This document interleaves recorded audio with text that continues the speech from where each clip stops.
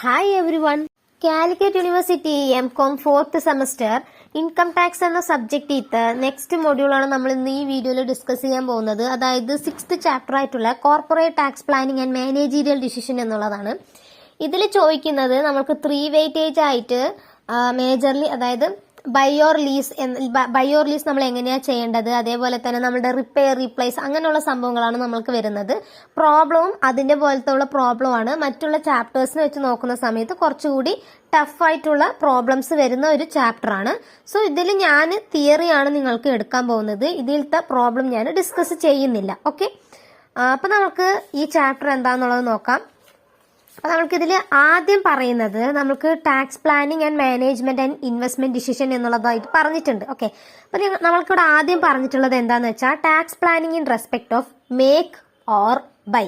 അപ്പൊ നമ്മൾക്ക് ഈ ഹെഡിങ്ങിൽ പറയുന്ന പോലെ തന്നെ നമ്മൾ തന്നെ മേക്ക് ചെയ്യണോ അല്ലെങ്കിൽ നമ്മൾ പോയിട്ട് പുറത്തുനിന്ന് വാങ്ങിക്കണോ, നമ്മുടെ ഓർഗനൈസേഷന് വേണ്ടിയിട്ടുള്ള ഫേർണിച്ചറോ അല്ലെങ്കിൽ മെറ്റീരിയൽസോ അങ്ങനെയുള്ള കാര്യങ്ങൾ, ഇത് നമ്മൾ എന്താ ചെയ്യണം എന്നുള്ളൊരു ഡിസിഷൻ എടുക്കുന്നതിനെയാണ് നമ്മൾ ഈ ടാക്സ് പ്ലാനിങ്ങിൽ പറയുന്നത്. അത് എങ്ങനെ ആവണം എന്നാണ് നമ്മൾക്ക് ഇവിടെ പറഞ്ഞിട്ടുള്ളത്. ഇതെന്ന് പറയുമ്പോൾ ഡെഫിനീഷൻ ആയിട്ടൊന്നും അല്ല നിങ്ങൾക്ക് ഇതിൽ ഈ ചാപ്റ്ററിൽ പഠിക്കാനായിട്ടുള്ളത്. അപ്പൊ നിങ്ങൾക്ക് കുറച്ചുകൂടി പഠിക്കാൻ ഈ തിയറി കുറച്ചുകൂടി എളുപ്പമാണ്. ബിക്കോസ് ഇതിൽ ഡെഫിനീഷനോ ഇതിൽ ഇങ്ങനെ തന്നെ പറയണം എന്നുള്ളൊരു സംഭവമൊന്നുമില്ല. ഓക്കെ, അപ്പൊ നമ്മൾക്കിവിടെ പറഞ്ഞിട്ടുണ്ട്. ഇതിൽ നിങ്ങൾ നോക്കേണ്ടത് നമുക്ക് ഈ സെക്കൻഡ് പാരഗ്രാഫ് പറയുന്നില്ലേ, ആ സെക്കൻഡ് പാരഗ്രാഫ് നിങ്ങൾ അങ്ങനെ തന്നെ പഠിച്ചിരിക്കുക. ജസ്റ്റ് ലൈക്ക് റീഡ് ചെയ്താൽ മതി, നിങ്ങൾക്ക് മനസ്സിലാവും. ഓക്കെ, സോ നമുക്ക് പറയുന്നത് every component or the part of the product cannot be manufactured by own company. അതായത് ഒരു കമ്പനിക്ക് തന്നെ ഒരു പ്രോഡക്റ്റിയുടെ എല്ലാ കാര്യങ്ങളും എല്ലാ പാർട്സും മാനുഫാക്ചറിങ് ചെയ്യാൻ പറ്റും എന്നുള്ളത് സംഭവിക്കുന്ന ഒരു കാര്യമാണോ? അല്ല. അപ്പൊ അങ്ങനെ വരുന്ന സാഹചര്യങ്ങളിൽ എന്ത് ചെയ്യും, ആദ്യത്തെ ചില പാർട്ട് എന്ന് പറയുന്നത്, അതായത് ഒരു പാർട്ട് അവർ മേക്ക് ചെയ്യായിരിക്കും, ഇന്നൊരു പാർട്ട് അവർ വാങ്ങിക്കുകയും അല്ലെങ്കിൽ മറ്റുള്ള ഒരു കമ്പനിയിൽ നിന്ന് വാങ്ങിക്കുകയും അങ്ങനെയുള്ള എന്തെങ്കിലും ചെയ്യായിരിക്കും. അപ്പൊ ആ പാർട്ട് മാനുഫാക്ചറിങ് വരുന്ന സമയത്ത് അതിൽ തന്നെ നമുക്ക് കോസ്റ്റ് ഉണ്ടാകും, ടൈം ഉണ്ടാകും, എനർജി ഉണ്ടാകും, അതേപോലെ തന്നെ ഡിഫറെന്റ് ടെക്നോളജീസ് യൂസ് ചെയ്യേണ്ടതായിട്ട് വരും, അതേപോലെ തന്നെ കുറെ എംപ്ലോയീസ് അല്ലെങ്കിൽ എക്സ്പേർട്സ് ആയിട്ടുള്ള വ്യക്തികളെ നമ്മൾക്ക് അവിടെ കൊണ്ടുവരേണ്ടതായിട്ട് വരും, അങ്ങനെയുള്ള കാര്യങ്ങളൊക്കെ വരും. അപ്പൊ അങ്ങനെ വരുന്ന കേസസിൽ കമ്പനി എന്ത് ചെയ്യുന്ന വെച്ചാൽ കുറച്ച് പാർട്ട് അവർ ഔട്ട്സൈഡ് ഏജൻസിന്നോ മറ്റുള്ള അവിടെ നിന്നോ കമ്പനി വാങ്ങിക്കുന്നതായിരിക്കും. അതേപോലെ തന്നെ പക്ഷെ ഇതിൽ വരുന്ന കോസ്റ്റ് എന്ന് പറയുമ്പോൾ ലൈക്ക് നമ്മളുടെ ഔട്ട്സൈഡിൽ വരുന്ന മാർക്കറ്റ് എന്ന് പറയുന്നത്, മാർക്കറ്റിൽ നിന്ന് വരുന്ന ആ മാർക്കറ്റ് പ്രൈസ് എന്ന് പറയുന്നത് ഹൈ ആണ്. അതേപോലെ തന്നെ company might go in house production, അവരുടെ ഹൗസ് പ്രൊഡക്ഷനിലോട്ട് അവർ പോകുന്നതായിരിക്കും. അങ്ങനെയുള്ള 2 സാഹചര്യങ്ങളിലോട്ടായിരിക്കും വരുന്നത്.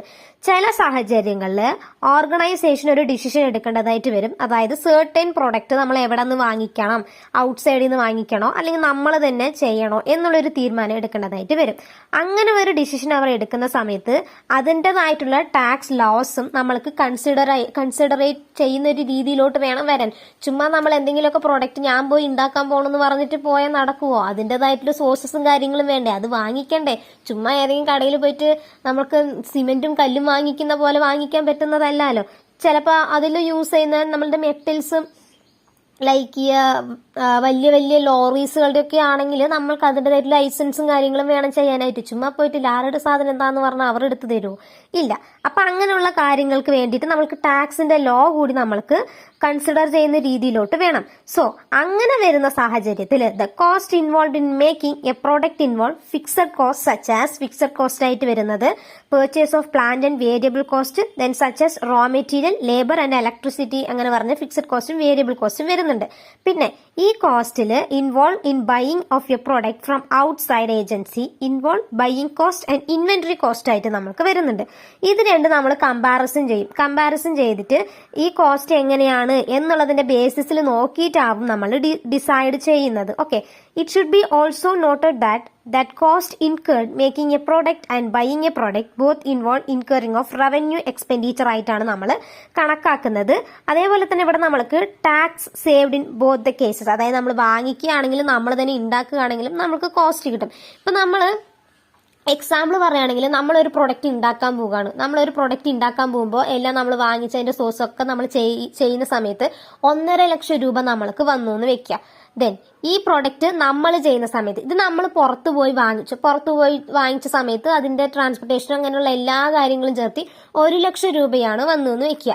അപ്പൊ നമ്മൾക്ക് ഏതാണ് കുറച്ചുകൂടി സിമ്പിൾ എന്ന് പറയുന്നത്? വാങ്ങിക്കുന്നത് തന്നെയല്ലേ. 1.5 ലക്ഷം എന്ന് പറയുന്നത് 50,000 ലോസ് അങ്ങോട്ട് നമ്മൾ ഇടേണ്ടതായിട്ട് വരുമോ? ഇല്ലല്ലോ. അപ്പൊ അതാണ് നമ്മളുടെ ഈ ഡിസിഷനിൽ പറയുന്നത്. പിന്നെ ഈ ഡിസിഷനിൽ ഈ ടാക്സ് കൺസിഡറേഷൻ ചെയ്യണമെന്ന് പറഞ്ഞില്ലേ, ആ ടാക്സ് കൺസിഡറേഷനിൽ നമുക്ക് വരുന്ന കാര്യങ്ങൾ എന്ന് പറയുന്നത് നമ്മൾ ന്യൂ യൂണിറ്റ്സ് എസ്റ്റാബ്ലിഷ് ചെയ്യുന്ന സമയത്താണ്. അതായത് നമ്മൾ മാനുഫാക്ചർ ചെയ്യുന്ന സമയത്ത് പുതിയതായിട്ടുള്ള ഒരു യൂണിറ്റ് നമ്മൾ എസ്റ്റാബ്ലിഷ് ചെയ്യേണ്ടതായിട്ട് വരും. അതിന് വേണ്ടിയിട്ടുള്ള ടാക്സ് പേർപ്പസ് അണ്ടർ സെക്ഷൻ 10A-ലും 32-ലും 80I-ലും 80IB-ലും ആ കാര്യങ്ങൾ പറയുന്നുണ്ട്. ഓക്കെ. പിന്നെ എക്സ്പോർട്ടിന്റെ കാര്യത്തിലാണെങ്കിൽ നമ്മൾ മേക്ക് ചെയ്യണോ ബൈ ചെയ്യണോ എന്ന് വരുന്ന സമയത്ത് നമ്മൾ ഗുഡ്സും കാര്യങ്ങളൊക്കെ എക്സ്പോർട്ടും ചെയ്യേണ്ടതായിട്ട് വരുമല്ലോ. ആ എക്സ്പോർട്ടിനും നമ്മളുടെ ടാക്സ് ലോ നമ്മൾക്ക് കൺസിഡർ ചെയ്യുന്ന പോലെ ഇരിക്കണം. പിന്നെ sales of plant and machinery. നമ്മൾ പ്ലാന്റ് ആൻഡ് മെഷീനറി സെയിൽ ചെയ്യുന്ന സമയത്ത് നമ്മൾ ചീപ്പറായിട്ടാണോ വാങ്ങിക്കുന്നത്, അല്ലെങ്കിൽ മാനുഫാക്ചറിങ് ചെയ്യുന്ന സമയത്ത് അതിന്റെ പാർട്സ് എന്ന് പറയുമ്പോൾ അതിന്റെ കമ്പോണന്റ് എന്ന് പറയുമ്പോൾ അതിന്റെ റേറ്റ് എത്രയാണ് എന്നുള്ളതിന്റെ ബേസിസിൽ. പിന്നെ നമ്മൾക്ക് ഈ പ്രോഡക്റ്റ് എന്ന് പറയുന്നത് നമ്മൾ പർച്ചേസ് ചെയ്യുന്നത് ക്യാപിറ്റൽ അസറ്റ്സ് ആണോ, അല്ലെങ്കിൽ ഇതിന്റെ കോസ്റ്റ് എന്ന് പറയുമ്പോൾ നമുക്ക് ക്യാപിറ്റൽ അസറ്റ്സിന്റെ ഡിഡക്ഷൻസ് ഒക്കെ നമ്മൾക്ക് ഉണ്ടാകും. ആ ഡിഡക്ഷൻസ് തരാൻ പറ്റുന്ന ക്യാപിറ്റൽ അസറ്റ്സ് ആണെങ്കിൽ മാത്രമേ നമുക്ക് ഡിഡക്ഷൻ കിട്ടാറുള്ളൂ. അല്ലാതെ എല്ലാ ക്യാപിറ്റൽ അസറ്റ്സും നമുക്ക് ഡിഡക്ഷൻ ഒന്നും കിട്ടാറില്ലല്ലോ. പിന്നെ അതേപോലെ തന്നെ നമ്മൾക്ക് ഈ പ്രോഡക്റ്റ് എന്ന് പറയുന്നത് കൺസ്യൂമബിൾ ആണോ, ദെൻ നമ്മൾക്ക് നെക്സ്റ്റ് വരുന്നതാണ് tax planning in respect of on or lease എന്നുള്ളത്. ഓൺ ചെയ്യണോ അല്ലെങ്കിൽ നമ്മൾ ലീസ് ചെയ്യണോ എന്നുള്ളതാണ്. നമ്മൾ പോയി ലീസിന് എടുക്കണോ എന്നുള്ളതിന് ഉദ്ദേശിക്കുന്നതാണ്. ഓക്കെ. അപ്പൊ ഈ അസറ്റ്സ് എന്ന് പറയുന്നത് മേ ബി നമ്മൾക്ക് പെർച്ചേസ് ചെയ്യാം അല്ലെങ്കിൽ നമുക്ക് ലീസിന് എടുക്കാം. ഈ ലീസിങ് എന്ന് പറയുന്ന സമയത്ത് നമ്മൾക്ക് ഓണർഷിപ്പ് ഒന്നും കിട്ടത്തില്ല, പക്ഷെ നമ്മൾക്ക് ആ അസറ്റ്സ് ഇത്ര കാലം യൂസ് ചെയ്യാനുള്ള ഒരു റൈറ്റ് എന്നുള്ളത് നമുക്ക് കിട്ടുന്നതായിരിക്കും. അതിനൊരു ടെർമിനൽ വാല്യൂ ഉണ്ടാകും. അതിൽ വരുന്ന ലോസസും ഡിപ്രീസിയേഷൻസും കാര്യങ്ങളൊക്കെ ഉണ്ടാകുമല്ലോ. അതിൽ തന്നെ നമുക്ക് ലീസിൽ തന്നെ 2 കാര്യങ്ങളാണുള്ളത്, ഫിനാൻഷ്യൽ ലീസും ഓപ്പറേറ്റിംഗ് ലീസും. ലെസ്സറിന്റെ ഭാഗത്ത് ലെസ്സർ എല്ലാ ചാർജസും കാര്യങ്ങളും ചെയ്യുന്ന ഒരു ലീസ് ഉണ്ട്. ദെൻ ലെസ്സിയുടെ ഭാഗത്തിലോട്ട് പോകുന്ന ലീസും ഉണ്ട്. അങ്ങനെ 2 ലീസിന്റെ ബേസിസിൽ നമുക്ക് വരുന്നുണ്ട്. ഈ ലീസിംഗിൽ തന്നെ നമുക്ക് ഇമീഡിയറ്റ് പേയ്മെന്റ് വരുമ്പോൾ ക്യാപിറ്റൽ കോസ്റ്റ് എന്ന് പറയുമ്പോൾ നമുക്ക് അവോയ്ഡ് ചെയ്യാനായിട്ടും പറ്റും. ഓക്കെ. അതേപോലെ തന്നെ സെയിം ടൈം നമ്മൾക്ക് ഇവിടെ ഒരു ഫിക്സഡ് ആയിട്ടുള്ള റെന്റൽ ഒബ്ലിഗേഷൻ ഉണ്ട്. അതായത് മന്ത്ലി ഇത്ര പേ ചെയ്യണം എന്ന് പറഞ്ഞാൽ പേ ചെയ്ത് തന്നെ ആവണം. ഓക്കെ. പിന്നെ ഇതിന്റെ കോസ്റ്റ് ഓഫ് അസറ്റ്സ് എന്ന് പറയുന്നത് to be own, rent of the assets to be taken on lease, sources of the finance the assets, then risk involve in the alternative, then impact of the tax concession such as depreciation, tax holidays എന്നുള്ള എല്ലാ കാര്യങ്ങളും ഇതിലുള്ള ഒരു factor ആയിട്ടാണ് വരുന്നത്. പിന്നെ ഈ lease എടുക്കുന്നത് നമ്മുടെ ലോങ് ടേം അഗ്രിമെന്റ് ബേസിസിലാണെങ്കിൽ അഗ്രിമെന്റ് ടു റെന്റ് എക്യുപ്മെന്റിന് നമുക്ക് എടുക്കാം, ലാൻഡ് ആൻഡ് ബിൽഡിങ്ങിന് എടുക്കാം, അല്ലെങ്കിൽ മറ്റുള്ള അസറ്റ്സിന് എടുക്കാം. അതേപോലെ തന്നെ in return for most but not all of the benefits ഓണർഷിപ്പും അതേപോലെ തന്നെ നമ്മളുടെ യൂസറിനായിരിക്കും. Make periodic payment to the owner of the asset. അതായത് ലെസ്സർക്ക് നമ്മൾ പീരിയോഡിക് പേയ്മെന്റ് കൊടുക്കണം എന്നുള്ളതാണ് പറയുന്നത്. പിന്നെ ഈ ലീസ് പേയ്മെന്റ് എന്ന് പറയുന്നത് നമുക്ക് ഒറിജിനൽ കോസ്റ്റിന്റെ ബേസിസിൽ കവർ ചെയ്തായിരിക്കണം or other assets and provided the. പിന്നെ ഇവിടെ നമ്മൾക്ക് പറയുന്നത് advantages when assets are taken on lease. ലീസിന് നമ്മൾ എടുക്കുകയാണെങ്കിൽ അപ്പം നമ്മൾക്ക് അഡ്വാൻറ്റേജസ് എന്ന് പറയുന്നത് അതിന്റെ എൻറ്റയർ റെന്റൽ ഉണ്ടാകുമല്ലോ, എൻറ്റയർ റെന്റൽ പേയ്മെന്റും നമ്മൾക്ക് ക്ലെയിം ചെയ്യാൻ പറ്റും. ഡിഡക്ഷൻ ആസ് റവന്യൂ എക്സ്പെൻഡിച്ചർ ആയിട്ട് നമുക്ക് ക്ലെയിം ചെയ്യാൻ പറ്റും. അതിന്റെ ടാക്സ് റേറ്റിൽ 30% നമുക്ക് റെന്റ് ഓബ്ലിഗേഷൻസ് ആയിട്ടും അവിടെ നിന്ന് നമുക്ക് ഡിഡക്ഷൻ കിട്ടുന്നതാണ് ലീസിന് എടുക്കുകയാണെങ്കിൽ. അതല്ലാതെ നമ്മൾ തന്നെ പെർച്ചേസ് ചെയ്യാണ് എന്നാണെങ്കിൽ ഡിപ്രീസിയേഷൻ ആയിരിക്കും കിട്ടുന്നത്. നമുക്ക് അണ്ടർ സെക്ഷൻ 32ന്റെ ബേസിസിലുള്ള ഡിപ്രീസിയേഷൻ മാത്രമായിരിക്കും കിട്ടുന്നത്. ഓക്കെ. ഇതാണ് നമ്മൾക്ക് ഇവിടെ പറയുന്ന കാര്യങ്ങൾ. പിന്നെ ഈ കാര്യത്തിനെ അഫക്ട് ചെയ്യുന്ന കുറച്ച് ഫാക്ടേഴ്സും ഉണ്ട്. ഒന്ന് നമ്മുടെ ഫിനാൻസ് പൊസിഷനാണ്. ഫിനാൻസ് പൊസിഷന്റെ ബേസിസിലല്ല നമ്മൾ പെർച്ചേസ് ചെയ്യണോ അല്ലെങ്കിൽ നമ്മൾ ലീസിന് എടുക്കണോ എന്ന് നമ്മൾ തീരുമാനിക്കേണ്ടത്. ഓക്കെ. അതിന്റെ ബേസിസിൽ. പിന്നെ ഡിപ്രീസിയേഷൻ എന്ന് പറയുമ്പോൾ നമ്മൾ എടുക്കുന്ന അസറ്റ്സിന്റെ ഡിപ്രീസിയേഷൻ, ഇപ്പോൾ ലീസിന് എടുത്ത അസറ്റ്സിന് നമ്മൾക്ക് ഡിപ്രീസിയേഷൻ ഒരുപാട് കൂടുതലാണ്.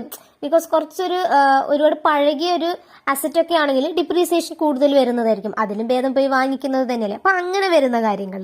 പിന്നെ ഒബ്സലൻസസ് എന്ന് പറയുമ്പോൾ നമ്മളുടെ ഈ റീപ്ലേസ് ഒക്കെ നമ്മൾ ചെയ്യുന്ന സമയത്ത് ഫണ്ട് നമുക്ക് പാർട്ട്ലി കുറച്ച് കിട്ടുന്നതായിരിക്കും, അല്ലെങ്കിൽ കുറച്ച് നമുക്ക് റീപ്ലേസ് ചെയ്ത സമയത്ത് നമുക്ക് കിട്ടാതെ വരും. അതായത് നമ്മളുടെ അസറ്റ്സിനെ നമ്മൾ ഇത് വെച്ചിട്ട് വേറെ ഒന്നും വാങ്ങിക്കത്തില്ലേ. അപ്പോൾ കൊടുക്കുന്ന അസറ്റ്സിന് എന്തെങ്കിലും ഒരു മൂല്യം വേണ്ടേ. 1 ലക്ഷം രൂപന്റെ അസറ്റ്സ് അങ്ങോട്ട് കൊടുത്തിട്ട് 2 ലക്ഷം രൂപന്റെ അസറ്റ്സ് എനിക്ക് ഇങ്ങോട്ട് വേണമെന്ന് പറഞ്ഞാൽ കിട്ടുമോ? കിട്ടില്ല. അപ്പൊ അതിന്റെ ഒബ്സലൻസസും കാര്യങ്ങളൊക്കെ വരുമല്ലോ, അതാണ് പറയുന്നത്. പിന്നെ സ്ക്രാപ്പ് വാല്യൂ എന്ന് പറഞ്ഞാൽ നിങ്ങൾക്ക് എന്താണെന്ന് അറിയാലോ അത്. പിന്നെ പ്രോഫിറ്റ് മാർജിൻ എന്ന് പറയുന്നത് ലോ ആയിരിക്കുന്ന സമയത്തായിരിക്കും നമ്മൾ അസറ്റ്സ് പർച്ചേസ് ചെയ്യുന്നത് കുറച്ചുകൂടി ബെറ്റർ. പിന്നെ പ്രോഫിറ്റ് ആഫ്റ്റർ ടാക്സ് കൺസിഡർ ചെയ്യുന്നത് better to consider profit after tax in tax planning ആയിരിക്കും കുറച്ചുകൂടി ബെറ്റർ ആയിട്ട് വരുന്നത്, നമുക്ക് ലൈബിലിറ്റീസും കാര്യങ്ങളൊക്കെ ഒന്ന് ഇതാക്കാനായിട്ട്. പിന്നെ ഈ കാര്യങ്ങൾ നമ്മൾ ചെയ്യുകയാണെങ്കിൽ ഇതിന് സ്റ്റെപ്പ് ഉണ്ട്, 2 സ്റ്റെപ്പിലൂടെയാണ് ചെയ്യുന്നത്. ഒന്ന് നമ്മളുടെ assets purchased by utilising loan ആണ്, ലോൺ യൂസ് ചെയ്തിട്ട് അസറ്റ്സ് പെർച്ചേസ് ചെയ്യുക എന്നുള്ളൊരു സ്റ്റെപ്പും, രണ്ടാമത്തെ സ്റ്റെപ്പ് നമ്മളുടെ അസറ്റ് ലീസിന് എടുക്കുന്നത്. ഈ ലോൺ യൂട്ടിലൈസ് ചെയ്ത് ചെയ്യുകയാണെങ്കിൽ ആദ്യം നമ്മളുടെ റീപേയ്മെന്റ് ഓഫ് ലോണും അതേപോലെ തന്നെ അതിന്റെ ഇൻട്രസ്റ്റും എത്ര കൊല്ലത്തേക്കാണ് അത് വരണേ എന്നുള്ളത് നമ്മൾ നോക്കണം. അത് ആദ്യം കമ്പ്യൂട്ട് ചെയ്യണം.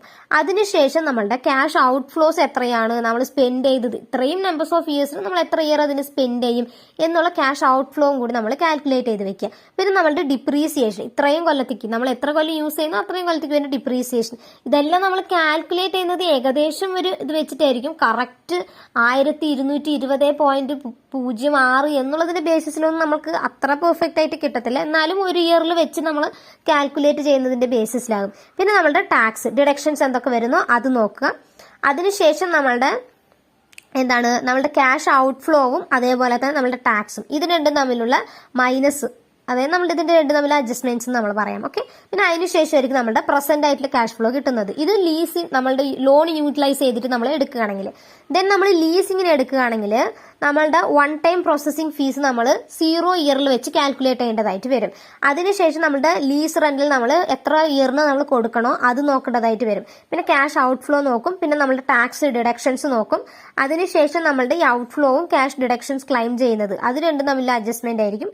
അതിനുശേഷം നമുക്ക് പ്രസന്റ് ക്യാഷ് ഫ്ലോ കിട്ടുന്നതായിരിക്കും. ഇങ്ങനെയാണ് നമ്മൾ ലീസിംഗിന്റെ കേസസിൽ വരികയാണെങ്കിൽ നമ്മൾ ഇവിടെ ചെയ്യുന്നത്. ഓക്കെ, പിന്നെ നമ്മളുടെ നെക്സ്റ്റ് വരുന്നത് റിപ്പയർ ചെയ്യണോ റീപ്ലേസ് ചെയ്യണോ എന്നുള്ളത്. അതായത് നമ്മളുടെ കയ്യിലുള്ള ഒരു അസറ്റ് നമ്മൾ റിപ്പയർ ചെയ്യണോ റീപ്ലേസ് ചെയ്യണോ എന്നുള്ളത്. റിപ്പയർ എന്ന് പറയുമ്പോൾ നമ്മളത്, ഇപ്പൊ എന്റെ കയ്യിലൊരു ബൈക്ക് ഉണ്ട്, അപ്പൊ ഞാനത് റിപ്പയർ ചെയ്യാൻ പോകുന്ന സമയത്ത് എനിക്കൊരു 50,000 ആണ് അത് റിപ്പയർ തന്നെ എനിക്ക് വന്നത്.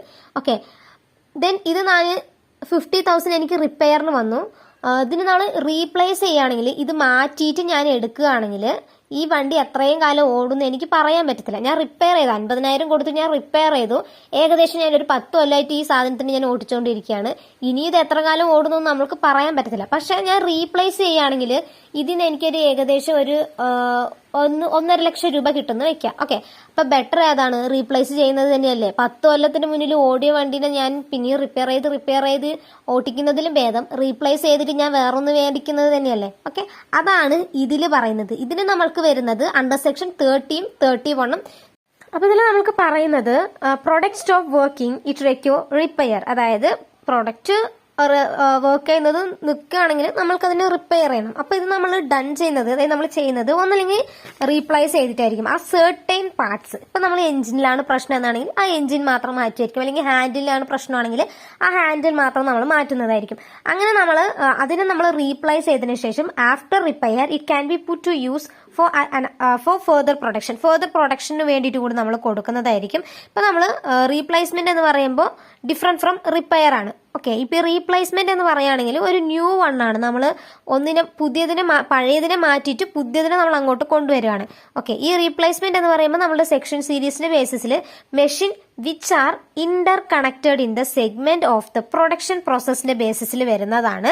അതിൽ കുറച്ച് സർക്കിംസ്റ്റൻസ് വരാം, റിപ്പയർ വിത്തൗട്ട് സച്ച് റീപ്ലേസ്മെന്റ് ആയിട്ടും വരാം, അതേപോലെ തന്നെ ആ സെഗ്മെന്റ് എന്ന് പറയുന്നത് നോട്ട് ഫംഗ്ഷനിങ് ആയിട്ടും വരാം. ഓക്കെ, അങ്ങനെ നോക്കുകയാണെങ്കിൽ that logic cannot be extended to the entire manufacturing facility from the stage of raw material to the delivery of the final finished product ആയിട്ടായിരിക്കും നമുക്ക് കിട്ടുന്നത്. ഓക്കെ, പിന്നെ if the expenditure is incurred to bring the new assets into existence or to obtain the new or fresh benefits, then it is considered as the replacement or renewal ആയിട്ടാണ് നമ്മൾ പറയുന്നത്. അതായത് ഈ ബൈക്കിനെ മാറ്റിയിട്ട് ഞാൻ പുതിയതായിട്ട് ഒരു കാർ വാങ്ങിച്ചു എന്നാണെങ്കിൽ അതിനെ നമ്മൾ റീപ്ലേസ്മെന്റ് ആയിട്ട് പറയും. ആ ബൈക്കിന്റെ എഞ്ചിൻ മാറ്റിയിട്ട് വേറൊരു എഞ്ചിനാണ് ഞാൻ അവിടെ ഫിറ്റ് ചെയ്തു എന്നാണെങ്കിൽ അതിനെ നമ്മൾ റിപ്പയർ ആയിട്ട് പറയും. ഓക്കെ, പിന്നെ the replacement may B of defective parts or replacement of the entire machinery or the sizeable parts of the entire machinery. If the replacement is it part only the expenditure for such replacement is deductible. Okay, part മാത്രമാണെങ്കിൽ അതിൽ വരുന്ന expenditure deduct ആണ് നമ്മൾ compute ചെയ്യുന്ന സമയത്ത്. But if the replacement is of whole machinery ആണെങ്കിൽ with a view to bring the new assets into existence the expenditure will not be deductible because it is capital in nature in the case of expenditure allowed as per section 32. As per section 32ന്റെ ബേസിസിൽ കിട്ടുന്ന ഒരു deduction ആയതുകൊണ്ട് ഞാൻ part മാത്രമാണ് മാറ്റുന്നത് എന്നാണെങ്കിൽ അതിന്റെ ഡിഡക്ഷൻ എനിക്ക് ഫുള്ളി ക്ലെയിം ചെയ്യാൻ പറ്റും. പക്ഷെ അസറ്റിനെ മാറ്റിയിട്ട് ബൈക്കിനെ മാറ്റിയിട്ട് കാറിനെ കൊണ്ടുവച്ചിട്ട് എനിക്ക് ഇതിന്റെ ഡിഡക്ഷൻ കൂടി വേണമെന്ന് പറഞ്ഞാൽ അത് തരത്തില്ല. അപ്പൊ നമുക്ക് ഡിഡക്ഷൻ കിട്ടത്തില്ല. ഓക്കെ, ഇതാണ് നമ്മുടെ ഈ റിപ്പയർ ഓർ റീപ്ലേസിൽ പറയുന്നത്. അവിടെ പറഞ്ഞ പോലെ തന്നെ ഇതിലും കുറച്ച് പോയിന്റ്സ് വരുന്നുണ്ട്. എന്തൊക്കെയാന്ന് വെച്ചാൽ repairs to building can be capital or revenue depending upon the nature or changes to be occurred. Okay, അതായത് നമ്മൾ റിപ്പയർ ചെയ്യുന്നത് ബിൽഡിംഗ് ആണോ, ക്യാപിറ്റൽ റവന്യൂ ബേസ്ഡ് ആണോ, അല്ലെങ്കിൽ ക്യാപിറ്റൽ ബേസ്ഡ് ആണോ, റവന്യൂ ബേസ്ഡ് ആണോ എന്നുള്ളത് നോക്കിയിട്ട് വേണം നമ്മൾക്ക് റിപ്പയർ ഓർ റീപ്ലേസ് കിട്ടുന്നത്. അതിന്റെ എന്താണ് കൺസിഡറേഷൻ. പിന്നെ replacement of assets as the whole is not considered as repair. മൊത്തമായിട്ട് മാറ്റുകയാണെങ്കിൽ അതിന് റിപ്പയർ ആയിട്ട് പറയില്ല, നമ്മൾ റീപ്ലേസ്മെന്റ് ആയിട്ടാണ് പറയുന്നത്. അതിന് നമുക്ക് ഡിഡക്ഷനും കിട്ടില്ല. പിന്നെ repair for converting godown into administrative office, അതായത് നമ്മൾ ഗുഡൌണിലോട്ടിൽ നിന്ന് അഡ്മിനിസ്ട്രേറ്റീവ് ഓഫീസിലോട്ട് നമ്മൾ കൺവേർട്ട് ചെയ്യുകയാണെങ്കിൽ അതിന് നമ്മൾക്ക് അതിൻ്റെതായിട്ടുള്ള ഒരു ഡിഡക്ഷൻ കിട്ടുന്നതാണ്. ഓക്കെ, പിന്നെ repair replacement of fall ceiling in climbing building in revenue expenditure, അതായത് റവന്യൂ എക്സ്പെൻഡിച്ചറിന്റെ ബേസിസിലാണ് നമ്മളിത് ചെയ്യാണ് എന്നാണെങ്കിൽ നമ്മൾക്ക് അതിന്റെ ഡിഡക്ഷൻ നമ്മൾക്ക് കിട്ടും. ഓക്കെ, റണ്ണിങ് ബിസിനസിന്റെ ബേസിസിൽ പോവുകയാണെങ്കിൽ കിട്ടും. അല്ലാതൊക്കെ ലിക്വിഡേഷൻ വരുന്ന സമയത്ത് ഇതെല്ലാം ഞാൻ തട്ടിക്കൂട്ടി അങ്ങോട്ട് കൊടുക്കാൻ പോവാണ് എന്നുള്ളതിന്റെ ബേസിസിലാണെങ്കിൽ ആ ഡിഡക്ഷൻ നമ്മൾക്ക് കിട്ടത്തില്ല. Okay, then expenditure in repair to car damage during riots is deductible. Okay, ഈ റിയോട്ട്സിന്റെ ബേസിസിൽ കാർ ഡാമേജ് ഒക്കെ ആണെങ്കിൽ ഇത്രയാണ് നമുക്ക് ഇതിൽ വരുന്നത്. പിന്നെ പറയുന്നത് നമ്മുടെ tax planning in the case of repair, replace or renewal എന്നുള്ളതിന്റെ ബേസിസിൽ വരുന്നതാണ്. ഈ ടാക്സ് ലൈബിലിറ്റിയിൽ നമുക്ക് വരുന്നത് 2 കേസാണ് പറയുന്നത്. ഒന്നെന്ന് പറയുമ്പോൾ if income is less in the relevant assessment year, അതായത് റെലവന്റ് അസസ്മെന്റ് ഇയറിൽ നമ്മളുടെ ഇൻകം കുറവാണെങ്കിൽ it is better to slow down the pace of the repair and renewal in such manner that is spread over the number of years. If the income high, it is better to faster the reprocess. അതായത് നമ്മളുടെ ഈ income എന്ന് പറയുന്നത് കുറവാണ് എന്നാണെങ്കിൽ റിപ്പയറും ചെയ്യാതെ റീപ്ലേസ്മെന്റും ചെയ്യാതെ അവിടെ മിണ്ടാതെ ഇരിക്കുന്നതാണ് നല്ലത് എന്നുള്ളതാണ് ഉദ്ദേശിക്കുന്നത്. ബിക്കോസ് ലോസ് ആണ് നമുക്ക് ഉണ്ടാകണേ എന്നാണെങ്കിൽ ഇത് നമ്മൾ ചെയ്തതിന് ശേഷം ഇതിന് നമ്മൾ പൈസ കൊടുക്കാൻ നമ്മൾ എവിടെ കൊണ്ടുവന്ന് പൈസ കൊടുക്കും? പിന്നെ നമ്മൾക്ക് ഇനി വരുന്ന കൊല്ലം മൊത്തം നമ്മൾക്ക് അതിൻ്റെതായിട്ടുള്ളതായിട്ട് നമ്മൾ എഴുതും. അതായത് ഈ കൊല്ലം നമ്മൾ ഇത്ര ചെയ്തു, അതിന്റെ പൈസ ഇവിടെ നിന്ന് എടുത്തു, ഈ കൊല്ലം ഇത്ര ചെയ്തു, ഇതിന്റെ പൈസ ഇതിൽ നിന്ന് എടുത്തു എന്നുള്ള രീതിയിലോട്ട് നമ്മൾ അവിടെ എഴുതേണ്ടതായിട്ട് വരും. ഓക്കെ, ഒന്നല്ലെങ്കിൽ നമ്മൾ അതങ്ങനെ ചെയ്യാം. അല്ലെങ്കിൽ it is better to replace a part of the assets insisted of entire assets.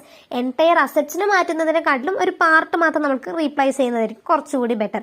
If there is the replacement of the part of the assets than the cost of the replacement may be allowed as deduction for computing income for the purpose. On the other hand, we can treat the cost of replacement as the capital expenditure ആയിട്ട് നമ്മൾ treat ചെയ്യുന്നത്. Okay, പിന്നെ നമുക്ക് next പറയുന്നത് shut down or continue decision, അതായത് business നിർത്തി പോകണോ അല്ലെങ്കിൽ നമ്മൾ ഇനി കണ്ടിന്യൂ ചെയ്യണോ എന്നുള്ളതിന്റെ ബേസിസിൽ പറയുകയാണെങ്കിൽ, അങ്ങനെ നോക്കുകയാണെങ്കിൽ നമ്മൾ ഈ shut down point of view വരുന്നതാണെങ്കിൽ നമ്മുടെ മാനേജറിയൽ എക്കണോമിക്കിന്റെ ബേസിസിൽ ബിസിനസ് ടെമ്പററിലി ഒരു സ്റ്റോപ്പ് പ്രൊഡക്ഷന്റെ ബേസിസിലാണ് അല്ലെങ്കിൽ അടച്ചുപൂട്ടുന്ന ഒരു സാഹചര്യത്തിലാണ്, പ്രോഫിറ്റേ ഇല്ല എന്നുള്ള സാഹചര്യത്തിൽ വരുമ്പോഴായിരിക്കും നമ്മൾ ഈ ഷട്ട് ഡൗൺ പോയിന്റിലോട്ട് എത്തുന്നത്.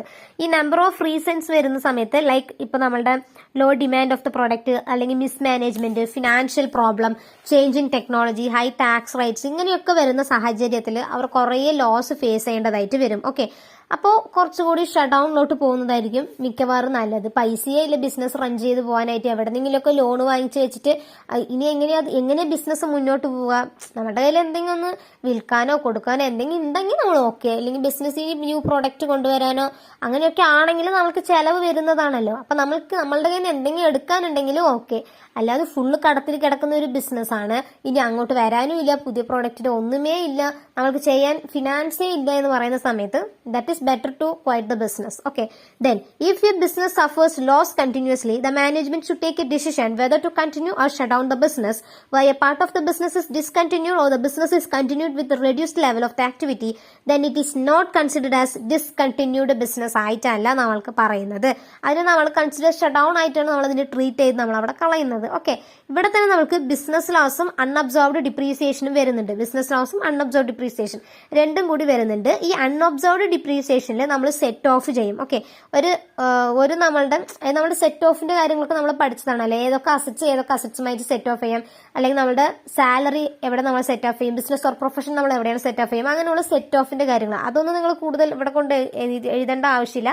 ജസ്റ്റ് നമ്മൾ സെറ്റ് ഓഫ് ചെയ്യും എന്നുള്ളത് മാത്രം നിങ്ങൾ അറിഞ്ഞു വെച്ചാൽ മതി. Okay, set off against income from business or profession under any other ഹെഡിൽ നമ്മൾ ചെയ്യും. പിന്നെ ഈ ക്യാരി ഫോർവേഡ് ചെയ്യുന്നത് and set off identity period whether the business is carried or ഡിസ്കണ്ടിന്യൂന്റെ ബേസിസിലായിരിക്കും നമ്മൾ ചെയ്യുന്നത്. ഓക്കെ, ഇത് മാത്രം നിങ്ങൾ ജസ്റ്റ് അറിഞ്ഞു വെക്കുക. ദെൻ ഇതിന് ശേഷം പറയുന്നത് ഈ ക്യാരി ഫോർവേഡിന്റെ കേസസ് ഒക്കെയാണ്. അത് എങ്ങനെയാണ് ചെയ്യുന്നത്, അത് ഏത് സെക്ഷന്റെ ബേസിസിൽ എങ്ങനെയൊക്കെ ചെയ്യുന്നു, ലൈക്ക് അങ്ങനെ കുറെ പറഞ്ഞിട്ടുണ്ട്. അതൊക്കെ ജസ്റ്റ് നിങ്ങളൊന്ന് വായിച്ചു നോക്കുക. ഓക്കെ, ദെൻ നെക്സ്റ്റ് വരുന്നത് നമ്മൾക്ക് decision related to expand or contract of business എന്നുള്ളതാണ്. അതായത് നമ്മളുടെ ബിസിനസ് എക്സ്പാൻഡ് ചെയ്യണോ അല്ലെങ്കിൽ കോൺട്രാക്റ്റോട്ട് പോകണോ എന്നുള്ളതാണ് നമ്മൾക്ക് വരുന്നത്. നമ്മളുടെ ഇൻകം ടാക്സ് ആക്ട് 1961 ബേസിസിൽ വരുന്നതാണ്. ഇതൊന്നും അങ്ങനെ ഇതുവരെ ചോദിച്ചിട്ടില്ല. അപ്പൊ ഇത് ജസ്റ്റ് ഒന്ന് വായിച്ചാൽ മതി. ഓക്കെ, എന്താന്നുള്ളത് നമുക്ക് കുറെ സെക്ഷൻസ് ആണ് പറയുന്നത്. എക്സ്പാൻഷൻ ഓഫ് ബിസിനസ് എന്ന് പറയുമ്പോൾ നമ്മുടെ section IA-വും IA-ന്റെ ബേസിസിൽ IA, IAC, IAB, IBA അങ്ങനെയുള്ള കുറെ സെക്ഷൻസ് ആണ് പറയുന്നത്. ജസ്റ്റ് ഒന്ന് വായിച്ചു നോക്കിയാൽ മാത്രം മതി. ഓക്കെ, പിന്നെ പറയുന്നത് അമാൾഗമേഷൻ ആണ്. ഈ അമാൾഗമേഷൻ എന്താണ്, മെർജർ എന്താണ്, ഡീമെർജർ എന്താണ് എന്നുള്ള കാര്യങ്ങളെല്ലാം നിങ്ങൾ ഓൾറെഡി പഠിച്ചതാണ്. അത് ഇവിടെയും കൂടി വരുന്നതാണ്. ഓക്കെ, അപ്പൊ നമ്മൾ ആ രീതിയിലോട്ട് നിങ്ങളൊന്ന് നോക്കി പോകുക. ജസ്റ്റ് അമാൾഗമേഷൻ എന്താണ്, അതിന്റെ ടൈപ്സ് എന്താണ്, മെർജർ എന്താണ്, അതിന്റെ ടൈപ്സ് എന്താണ്, ജസ്റ്റ് ആ രീതിയിലോട്ട് നോക്കി പോകുക. ഇവിടെ അമാൾഗമേഷൻ എന്താണെന്നുള്ളതൊക്കെ പറഞ്ഞിട്ടുണ്ട്. 2 കമ്പനീസ് അമാൾഗമേറ്റ് ചെയ്യുന്നതാണല്ലോ. ഒരു കമ്പനി ഇന്നൊരു കമ്പനിനെ എടുക്കുന്നതിനാണ് നമ്മൾ അമാൾഗമേഷൻ എന്ന് പറയുന്നത്. അമാൾഗമേഷനിൽ തന്നെ നമ്മൾക്ക് എക്സിസ്റ്റിംഗ് കമ്പനി ആയിട്ട് തന്നെ അവർ വർക്ക് ചെയ്യുന്നവരുണ്ട്, പുതിയ കമ്പനി ആയിട്ട് തുടങ്ങുന്ന ആൾക്കാരുണ്ട്, അങ്ങനെയുള്ള കുറേ കാര്യങ്ങളൊക്കെ നമ്മൾ പഠിച്ചതാണ്. ഓക്കെ, അപ്പോൾ ആ ബേസിസിൽ ഇതും കൂടി നമ്മൾ നോക്കിയിട്ട് പോവുക. പിന്നെ ഡീമെർജർ പറഞ്ഞാൽ എന്താണ് എന്നുള്ളത്. ഡീമെർജർ എന്ന് പറയുമ്പോൾ നമ്മുടെ മെർജറിന്റെ ഓപ്പോസിറ്റ് ആയിട്ട് വരുന്നതാണ് ഡീമെർജർ എന്ന് പറയുന്നത്. അതിലും കുറെ കാര്യങ്ങൾ പറയുന്നുണ്ട്. ഈ ഡീമെർജർ വരുന്ന സമയത്ത് നമ്മളുടെ പ്രോപ്പർട്ടീസ്, ലയബിലിറ്റീസ് കാര്യങ്ങളെല്ലാം നമ്മളുടെ കമ്പനിക്ക് എന്ത് ചെയ്യണം, സെറ്റപ്പ് ലൈക്ക് മെർജർ ചെയ്യുന്ന സമയത്ത് തന്നെ ഒരു കമ്പനിയുടെ അസറ്റ്സ്, ലയബിലിറ്റീസ് ഒക്കെ നമ്മൾ ഇങ്ങോട്ട് വന്നിട്ടാണല്ലോ ചെയ്യുന്നത്. അതേപോലെ തന്നെ ഡീമെർജർ ചെയ്യുന്ന സമയത്തും ഒക്കെ നമ്മുടെ പ്രോപ്പർട്ടീസ് ആയാലും, ബുക്ക് വാല്യൂ ആയാലും, ലയബിലിറ്റീസ് ആയാലും, അസറ്റ്സ് ആയാലും എല്ലാ കാര്യങ്ങളും നമ്മൾ ഡിസ്ചാർജ് ചെയ്ത് കൊടുക്കുന്ന എല്ലാ കാര്യങ്ങളും അതിന്റെ പോലെ തന്നെ നമുക്ക് വരുന്നത്. ഓക്കെ, ഗോയിങ് കൺസേൺ ബേസിസിലാണ് ഈ കാര്യങ്ങളൊക്കെ ചെയ്യുന്നത്. അതിനുശേഷം പിന്നെ നമുക്ക് ഇപ്പൊ പറയുന്നത് ഈ ഡീമെർജറുടെ കുറേ സെക്ഷൻസ് ആണ്. അതൊക്കെ ജസ്റ്റ് ഒന്ന് വായിക്കുക. സമയം ഉണ്ടെങ്കിൽ മാത്രം ഇതൊക്കെ വായിക്കുക കേട്ടോ. ജസ്റ്റ് ഒന്ന് വായിച്ചാൽ മതി. അല്ലാതെ ഇതൊന്നും മഗപ്പ് ചെയ്യാൻ നിൽക്കണ്ട. മഗപ്പ് ചെയ്താലും മറന്നുപോകും. ബിക്കോസ് ഇത്രയും സെക്ഷൻസ് ഒക്കെ ഓർത്ത് വയ്ക്കാൻ നമ്മൾ റോബോട്ട് അല്ലല്ലോ, മനുഷ്യന്മാരല്ലേ. അപ്പൊ ഇതൊക്കെ നമുക്ക് മറന്നുപോകും എന്തായാലും. ജസ്റ്റ് ഒന്ന് വായിക്കുക. എന്തെങ്കിലും എഴുതുന്ന സമയത്ത് എന്തെങ്കിലുമൊക്കെ പോയിന്റ് ഓർമ്മ വന്നാൽ ജസ്റ്റ് അവിടെ ഒന്ന് എഴുതി വെക്കുക. ഓക്കെ, അപ്പൊ അങ്ങനെയുള്ള കാര്യങ്ങളൊക്കെയാണ് പിന്നെ ഇവിടെ പറയുന്നത്. പിന്നെ മൊത്തം സെക്ഷൻസ് ആണ്. 35 DD, 72 AA എന്ന് പറയുന്ന കുറേ സെക്ഷൻസും കാര്യങ്ങളാണ്. പിന്നെ പറയുന്നത് tax planning related to financial management decision. അത് ജസ്റ്റ് എന്താന്നുള്ളത് മാത്രം നോക്കാം. മെയിൻ ഹെഡിങ് മാത്രം പഠിക്കുക. ഓക്കെ, ഉള്ളിലുള്ളതൊന്നും ആരും വായിച്ചു നോക്കാനൊന്നും പോകുന്നില്ല. ജസ്റ്റ് എന്താന്നുള്ളത് മാത്രം നോക്കിയിട്ട് പോവുക. പക്ഷെ ഉള്ളിലുള്ളത് നിങ്ങൾ വായിച്ചു നോക്കിയിട്ട് പോവുക. ഓക്കെ, അങ്ങനെയുള്ള കുറെ കാര്യങ്ങൾ പറയുന്നുണ്ട്. അപ്പൊ എത്രയാണ് നമുക്ക് ഏകദേശം ഈ ചാപ്റ്ററിൽ വരുന്നത്. പിന്നെ ഡിവിഡൻഡ് പോളിസി പറയുന്നുണ്ട്. Dividend policy and tax planning അതും ജസ്റ്റ് വായിച്ചാൽ മതി. ഓക്കെ, അതൊന്നും ഇരുന്ന് മഗപ്പ് ചെയ്യാൻ നിൽക്കണ്ട. പക്ഷെ ഇവിടെ നോക്കേണ്ട ഒരു കാര്യം പറയുന്നത് ഡിവിഡൻഡ് ഇൻകം ആൻഡ് ടാക്സ് പ്ലാനിങ്ങിന്റെ കേസസിൽ വരികയാണെങ്കിൽ ഇത് നോക്കണം. ഡിവിഡൻഡ് ഇൻകം ആൻഡ് ടാക്സ് പ്ലാനിങ്ങിന്റെ കേസസിൽ വരികയാണെങ്കിൽ നമ്മുടെ company is not liable to pay tax on distributed dividend. Distributed ഡിവിഡൻഡിന് നമ്മൾക്ക് കമ്പനിക്ക് അതിൻ്റെതായിട്ടുള്ള ടാക്സും കാര്യങ്ങളൊന്നും കിട്ടാറില്ല. അപ്പൊ അങ്ങനെ വരുന്ന സാഹചര്യത്തിൽ shall be taxable in the hands of the share ഹോൾഡേഴ്സിന്റെ ബേസിസിലായിരിക്കും ആ ബേർഡൻ ഒക്കെ പോകുന്നത് അവരുടെ മേത്തോട്ടായിരിക്കും. ഓക്കെ, അപ്പൊ അങ്ങനെയായിരിക്കും വരുന്നത്. സെക്ഷൻ 2 സബ്സെക്ഷൻ 22ന്റെ ബേസിസിലാണ് നമ്മൾക്ക് കിട്ടുന്നത്. ഷെയർ ഹോൾഡേഴ്സിന്റെ കയ്യിൽ നിന്നായിരിക്കും ഈ ടാക്സ് പിടിക്കുന്നത്. അങ്ങനെ വരികയാണെങ്കിൽ 2 കാര്യമായിരിക്കും. Deduction in the case dividend income is treated as business income. Dividend income നമ്മൾ ബിസിനസ് ഇൻകം ആയിട്ട് ട്രീറ്റ് ചെയ്യാണ് എന്നാണെങ്കിൽ അതിൽ the assessee is eligible to claim deduction towards all expenditure incurred to earn such dividend income such as collection charges, interest rate, loan എന്നുള്ള കാര്യങ്ങൾ എല്ലാത്തിനും നമ്മൾക്ക് deduction കിട്ടുന്നതാണ്. There is no restriction on the amount of deduction in this case. പക്ഷെ dividend income എന്ന് പറയുന്നത് deduction in the case of dividend income is treated as other sources ആയിട്ടാണ് അവിടെ ട്രീറ്റ് ചെയ്യുന്നത് എന്നാണെങ്കിൽ ഡിഡക്ഷൻ നമ്മൾക്ക് കിട്ടുന്നത് only towards interest expenditure incurred to the earn of the dividend income. Dividend ഇൻകത്തിൽ നിന്ന് ഏൺ ചെയ്യുന്ന ഇൻട്രസ്റ്റിന് മാത്രമേ നമുക്ക് ഡിഡക്ഷൻ കിട്ടത്തുള്ളൂ. അതേപോലെ തന്നെ ഡിഡക്ഷൻ ക്ലെയിം ചെയ്യുന്നത് കനോട്ട് ബി മോർ ദാൻ 20% ആയിരിക്കും. ഡിവിഡൻഡ് ഇൻകത്തിന്റെ 20% കൂടാനും പാടില്ല. Then no deduction allowed for any other expense such as കമ്മീഷനോ കളക്ഷൻ ചാർജോ ബാങ്ക് ചാർജോ അതിലൊന്നും ഇവിടെ ഡിഡക്ഷൻ കിട്ടത്തില്ല. ഇൻട്രസ്റ്റിന് മാത്രം, ഡിവിഡൻഡ് ഇൻകത്തിന്റെ ഇൻട്രസ്റ്റ് മാത്രമേ കിട്ടത്തുള്ളൂ. ആ ഡിവിഡൻഡ് ഇൻകം എന്ന് പറയുന്നത് നമ്മുടെ കനോട്ട് ബി 20% എന്ന് പറഞ്ഞിട്ടുണ്ട്. ഓക്കെ, അതും കൂടി ഇവിടെ നോക്കുക. പിന്നെ tax planning through issue of bonus shares ആണ്. ബോണസ് ഷെയർസ് ഇഷ്യൂ ചെയ്യുന്ന സമയത്ത് എങ്ങനെയാണ് ടാക്സ് പ്ലാനിങ് വരുന്നത് എന്നുള്ളതാണ്. അതും കുറേ പറയുന്നുണ്ട്. ഏകദേശം 2-3 പേജ് പറയുന്നുണ്ട്. അത് ജസ്റ്റ് ഒന്ന് വായിച്ചാൽ മതി. ഓക്കെ, ജസ്റ്റ് ഒന്ന് വായിച്ചിട്ട് പോവുക. പിന്നെ നിങ്ങൾക്ക് പ്രോബ്ലംസ് ആണ്.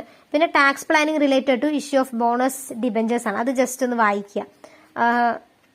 Second paragraph and second third paragraph വായിക്കുക. ഓക്കെ, അപ്പൊ ഇത്രയാണ് നമുക്ക് ഈ ചാപ്റ്ററിൽ വരുന്നത്.